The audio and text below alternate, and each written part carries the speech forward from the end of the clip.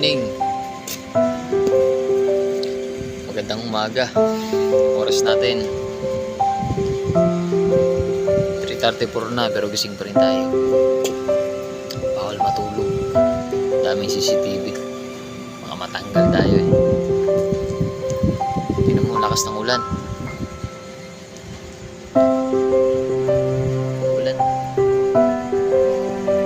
Simula umaga hanggang gabi umuulan. Kasi kapag dito nag-duty ka, tumuulan, wala tayong sahod. Hindi tulad yung sa military pa tayo, no? Kahit umulan po bagyo, stable ang trabaho, stable pa rin ang sahod.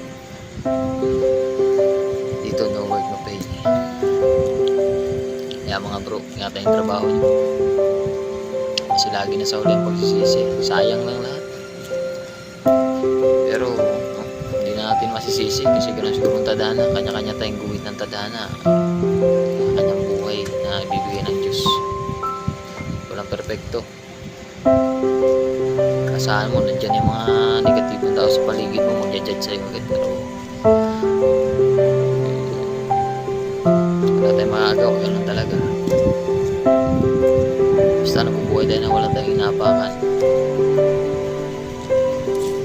Good morning sa ating lahat, no?